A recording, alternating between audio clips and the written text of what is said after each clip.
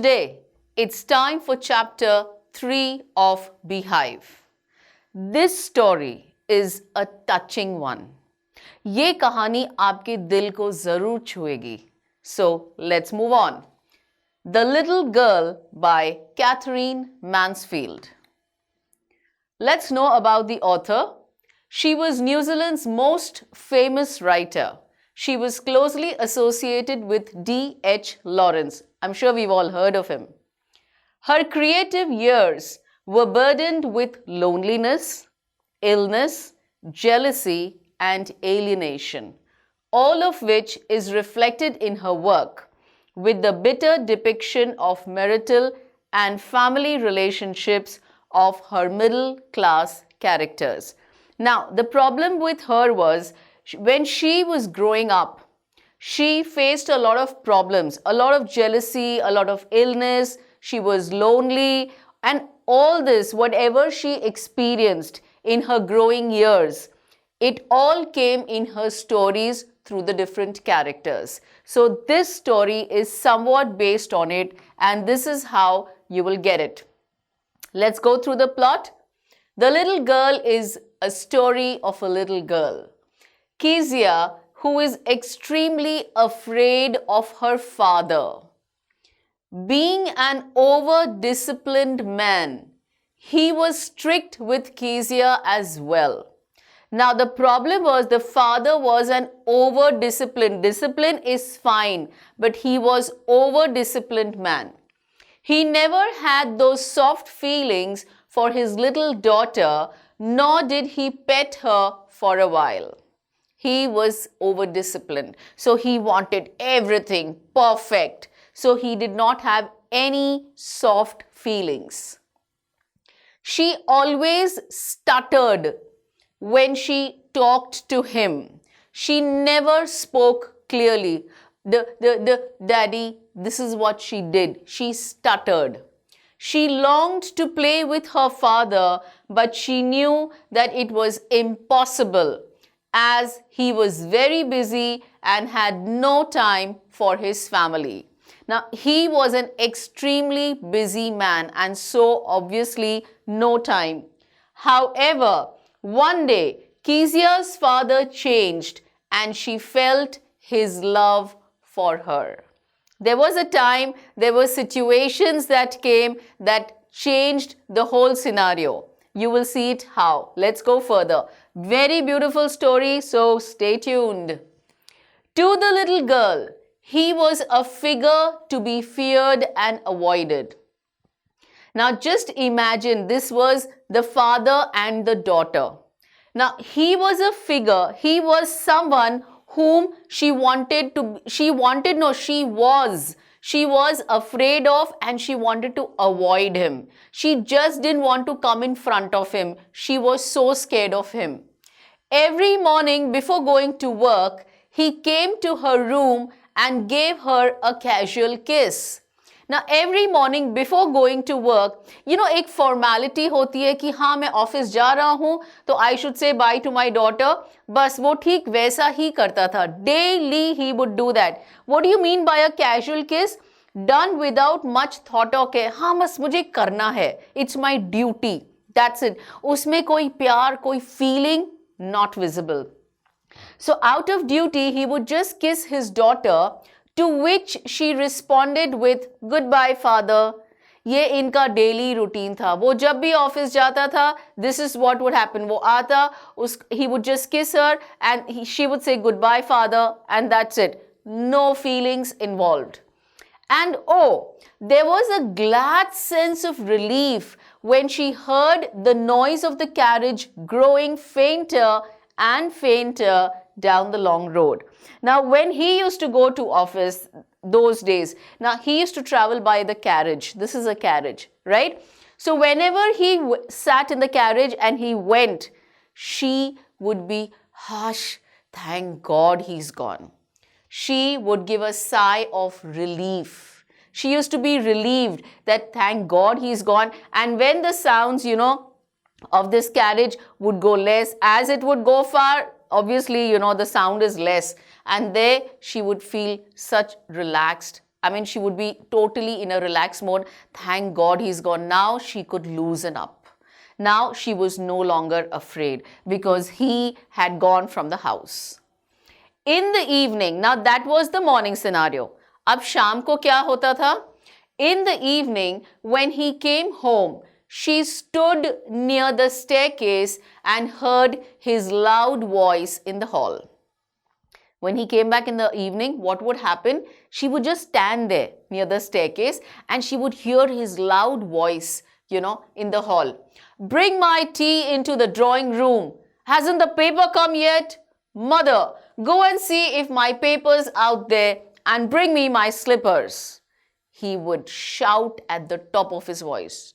I want tea in the drawing room. Where is my paper? Hasn't the paper come? Where are my slippers? Bring me my slippers. Kezia, mother would call to her. If you are a good girl, you can come down and take off father's boots. Now just imagine, that girl already was so afraid. इतनी डरी हुई रहती थी, and then the mother calls her down and says, okay, come and remove. If you're a good girl, come down and remove papa's boots. Slowly the girl would slip down the stairs more slowly, still across the hall, and push open the drawing room door. She would be very, very scared when she would come because she knew she hated to come in front of that man. She just didn't want to be there with him. By that time, he had his spectacles on and looked at her over them in a way that was terrifying to the little girl. Now, he had his spectacles on, and what he would do, he looked at her over them, like this, over them, in a way that was terrifying, that was scary. I mean, everyone looks at you like this from the top. It's very scary. Well, Kezia, hurry up and pull off these boots and take them outside. Have you been a good girl today?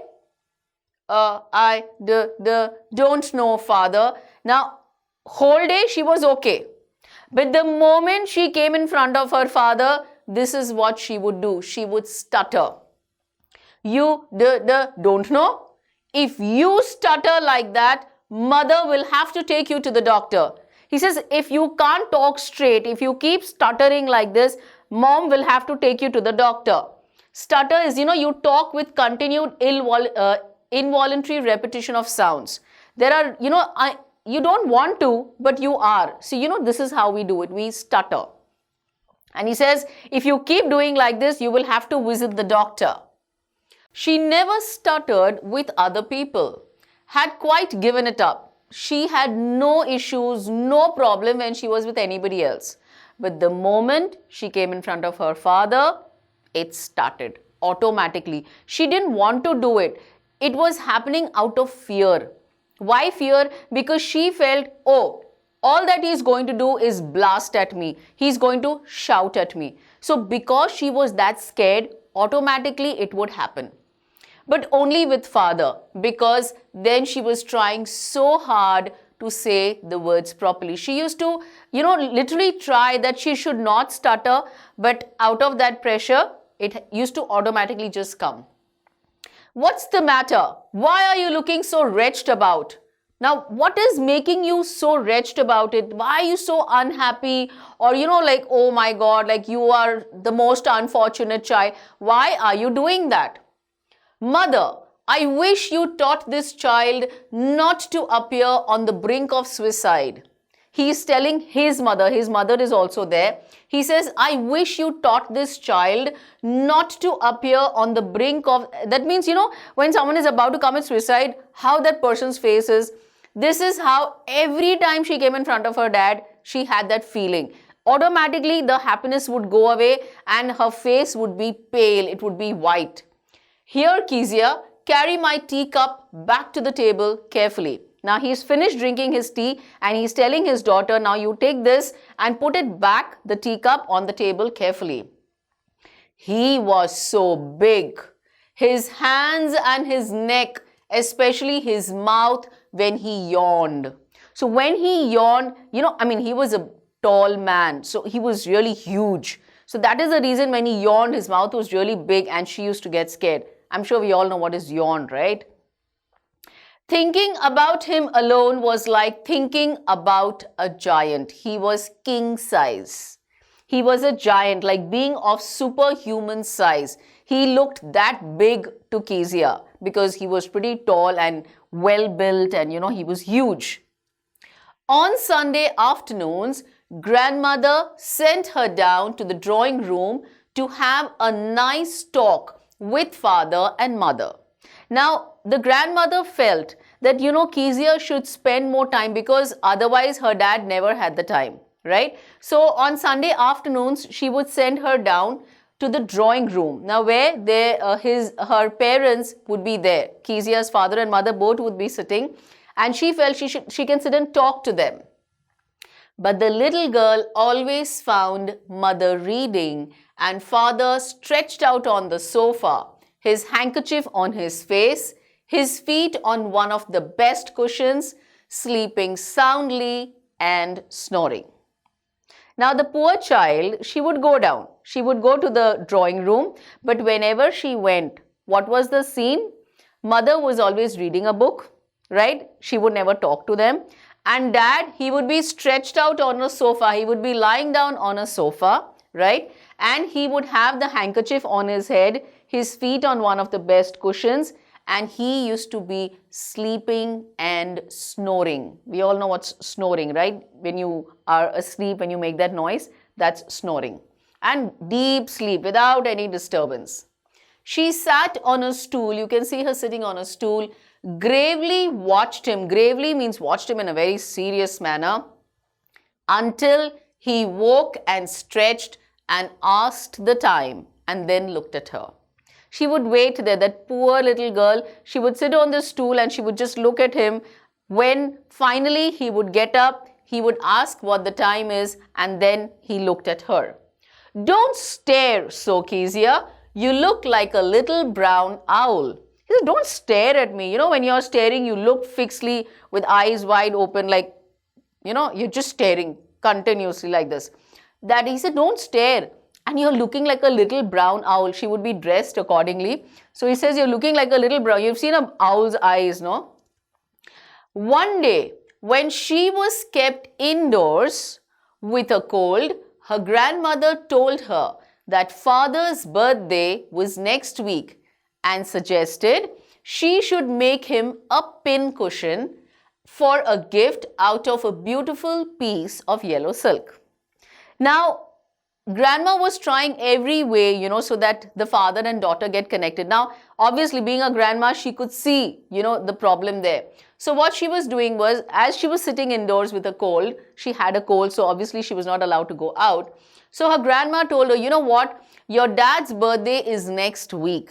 Why don't you make him a pin cushion out of, a beautiful piece of yellow silk? A pin cushion is a small thing, where they can keep the pins, right? So you can see a small pad for holding pins. So you can make a small one and where he can put pins. So it's like a handmade gift. Laboriously, with a double cotton, the girl stitched 3 sides. Laboriously, as in requiring a lot of time and effort. She मतलब बहुत मेहनत की उसने. She stitched all the 3 sides of it, right? Now, obviously, it's a cushion, so she had to do some stuffing. So she stitched the 3 sides and she kept one side open. But what to fill it with? Now, cushion she made, that square thing she made. But she has to stuff, filling she had to do. Now, that was the question. What should I put inside? The grandmother was out in the garden and she wandered into mother's bedroom to look for scrapes. She wandered. Now, grandma was there in the garden, right? So what she did was she just walked into her mom's room and she was trying to look for some discarded material or pieces, anything which would be thrown. She could have used that thrown pieces into the, into that cushion. On the bed table, the table, which is beside the bed, she discovered a great many sheets of fine paper which was of very good quality. She gathered them up, she took those papers, she tore them into tiny pieces and stuffed her case. She actually filled that, little case that she had made. She filled those tiny pieces of paper in that and she sewed up the fourth side. She stuffed the paper enough to make it like a cushion, and she stitched up the fourth side, which was open for the stuffing. That night, there was a hue and cry in the house. Why? What do you mean by hue? Angry protest. And who was doing it and why? Father's great speech for the Port Authority had been lost. Rooms were searched, servants questioned. Now, father's speech, he had prepared a speech for the Port Authority. Now, that was missing. Are you getting the connection? That was missing. And everyone was searching everywhere, and the servants were being questioned. Have you taken those papers from my bed table? Where did they disappear? Finally, mother came into Kezia's room. Kezia, I suppose you didn't see some papers on a table in our room. Now the mother comes to ask the daughter, by any chance, I don't think you must have, but by any chance, had you seen any papers lying, beside the bed in our room? Oh yes, she said, I tore them up for my surprise. Now the poor little innocent child, out of love for her dad, she was making a gift, a surprise gift. So she just went on with it. But what happened? What? Screamed mother. Come straight down to the dining room this instant. This instant means now, right now. And she was dragged down to where father was pacing to and fro, hands behind his back. Well, he said sharply. Now she came down, she was literally dragged down to the place where the father was, and he was walking up and down, he was walking with his hands behind the back, and he said very suddenly, well, and he was angry because he had prepared a speech. The papers were way important for him, and this poor little girl, she just tore it and she stuffed it. The mother explained. He stopped and stared at the child. Did you do that? No, she whispered. Mother, go up to her room and fetch down the damn thing. See that the child's put to bed this instant. He says, just take her up right now and put her to bed immediately and bring down that damned thing. Now, fetch down means bring it down. It was used for emphasis because he was expressing anger or frustration. That damned thing, so he was angry. So he said, bring that thing down, that cushion. Crying too much to explain, she lay in the shadowed room. What do you mean by the shadowed? It was enveloped in shadows. She lay in the shadowed room, watching the evening light make a sad little pattern on the floor. Now she was lying there, she was sad, she was crying. She was like, I was making a surprise gift for my dad. Where did I go wrong? That poor little girl did not know what she had done. Then father came into the room with a ruler in his hands. Oh my God, didn't I tell you this story was a touching one? That poor soul, she was trying to make her dad happy. But what happened? This is what she got in return. He came into the room with a ruler in his hands. I am going to beat you for this, he said. You remember? He was an over-disciplined man. Oh, no, she screamed, hiding under the bedclothes. The coverings for the beds, the sheets, whatever, like a bed sheet, what we use on top. So she was literally hiding under that. He pulled them aside, he threw them aside because that time he was extremely angry. Sit up, he ordered, and hold out your hands. He says, get up and sit down and give me your hands. You must be taught once and for all not to touch what does not belong to you. He's saying those papers did not belong to you. Why did you touch them? But it was for your birthday. Down came the ruler on her little pink palms. The cute little girl, that innocent one, and that angel had to bear this pain. He hit the ruler on her little pink palms. Hours later, when grandmother had wrapped her in a shawl, you know what's a shawl, right? We all wear it during winters, and rocked her in the rocking chair. You can see that rocking chair. The child clung to her soft body. That poor little girl, she was upset, she was hurt, she was in pain. I mean, if you see, there was pain in her heart as well as on her pink palms. So she was going both the ways. So, she was clinging to her grandma. What did God make fathers for? She sobbed. What was the question that came out? He says, for what? Why? Why did he make fathers? What for? She sobbed. Sobbed as in she cried. Sobbing and crying, what's the difference? Sob, when they do that, when you give those short breaths, that is called sobbing. Here's a clean hanky, darling. Blow your nose. Go to sleep, pet. You'll forget all about it in the morning. I tried to explain to father, but he was too upset to listen tonight. She says, you know what, just take this handkerchief, blow your nose, because she was crying. I mean, that's generally how it happens. And says, go to sleep. She's calling her sweet little words. She's calling her a pet. She says, go to sleep. Don't worry. In the morning when you get up, you'll be absolutely okay and everything will be gone from your head. She's even telling her, you know what, I tried to explain to father that, don't do it. But he was too angry. I couldn't just help it over there. But the child never forgot. Next time she saw him, she quickly put both hands behind her back and a red color flew into her cheeks. The poor little girl did not forget it. So whenever she saw him, that pain that when he had hit her on the palms. So whenever she saw him, she would quickly put her hands behind her back so that, he doesn't have to hit her. And a red color flew into her cheeks. That means her cheeks turned red due to nervousness, fear, or anger. She was so afraid. As it is, she was afraid. Then this episode added to it. It became more. The McDonald's lived next door. Now here we are talking about the neighbors. They had 5 children. Looking through a gap in the fence, the little girl saw them play tag in the evening. Now, there were slides in the wall. So from that gap, she could see them playing. And what were they playing? The children's game of catching one another. So they all were playing with that.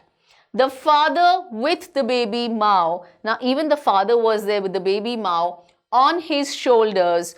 2 little girls hanging onto his coat pockets ran round and round the flower beds, shaking with laughter. So basically, what did she see? She saw a very beautiful scene out there.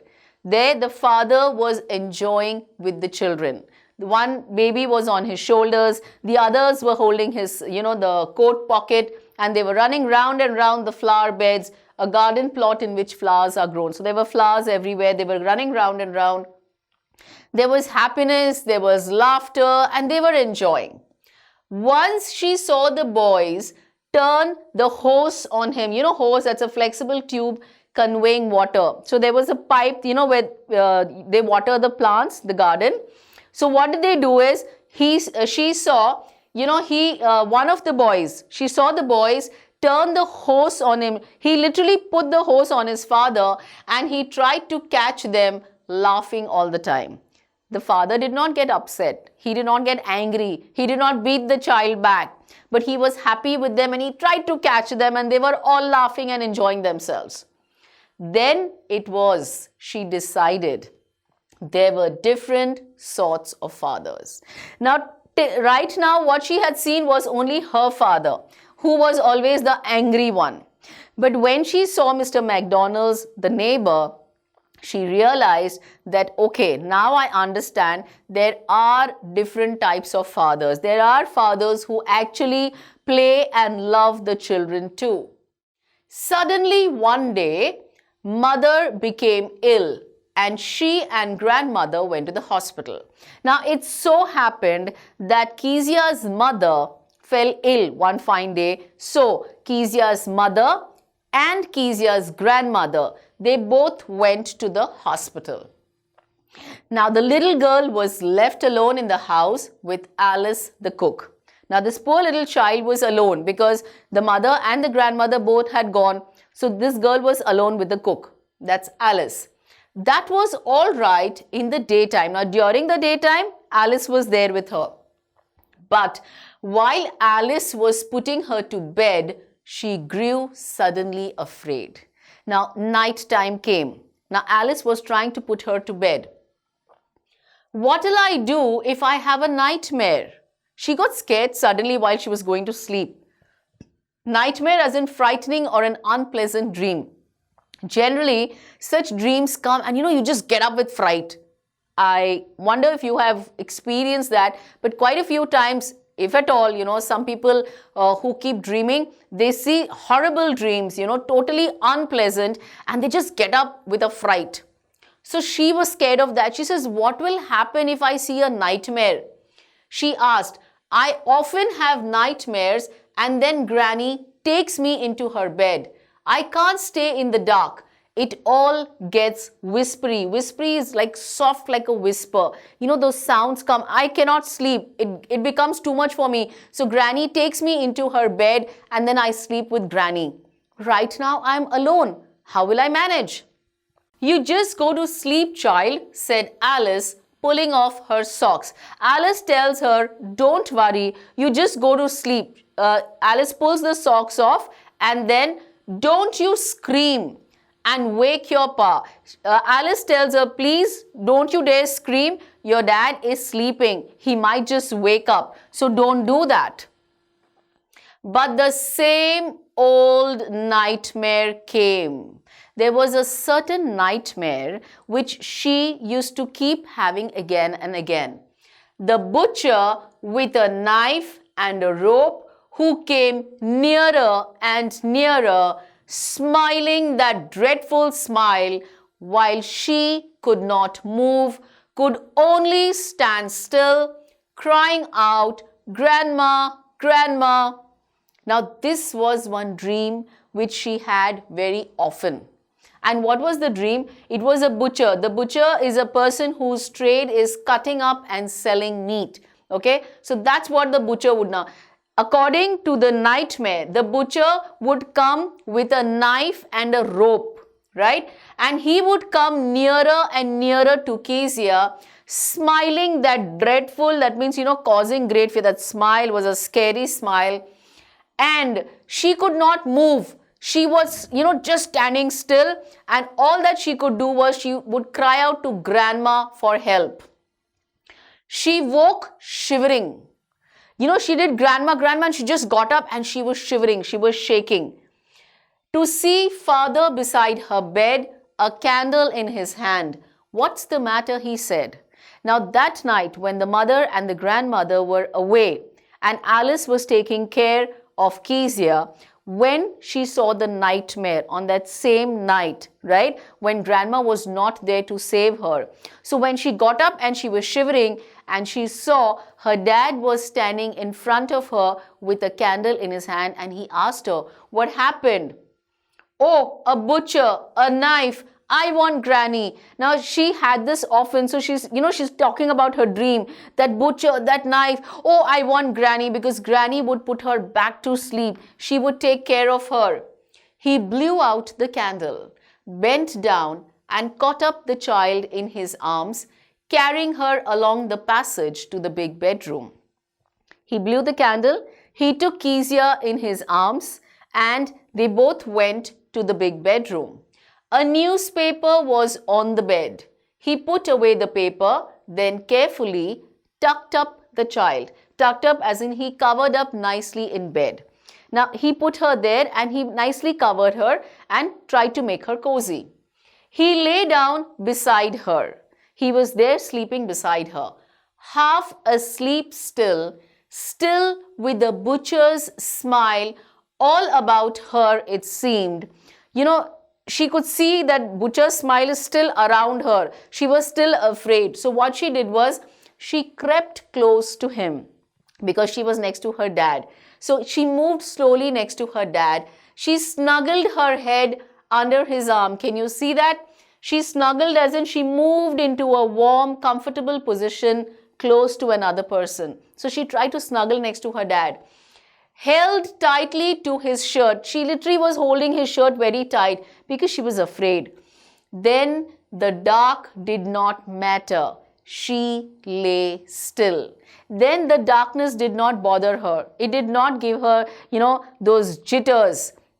She was fine. She was feeling secured. She was feeling safe because she was clinging to her dad.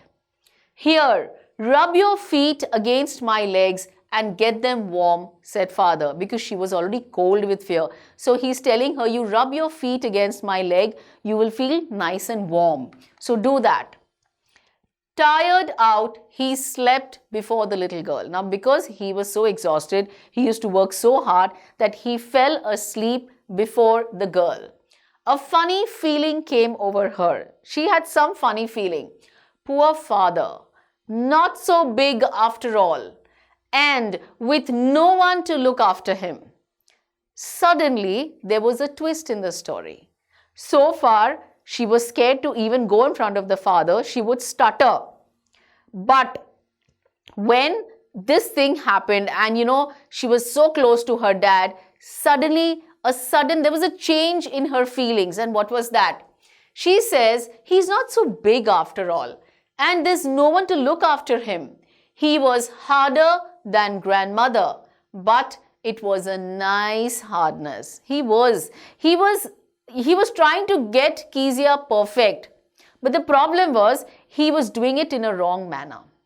He wanted to discipline her, but again, the way of doing it was not right. And every day he had to work and was too tired to be a Mr. McDonald. Now, he used to work so hard that he did not have the quality time. He did not have time like Mr. McDonald to spend with her. She had torn up all his beautiful writing. You remember that speech which she had torn to put in the cushion? She stirred suddenly and sighed. She stirred as if she moved little, slightly, and she sighed. You emit a long, deep, audible breath expressing tiredness or relief. What's the matter? Asked her father. Another dream? He says, oh my God, did you see another dream? Because she moved, so he felt, she's moving. Oh, said the little girl, my head's on your heart. I can hear it going. My head is on your heart and I can hear your heartbeats. What a big heart you've got, father dear. There, suddenly, there's all love coming out for the dad. And she realizes that he has got an extremely big and loving heart. Now, for the first time, she ever called him Father Dear. Wasn't that story touching? There was pain right from the beginning. In her heart, there was hatred.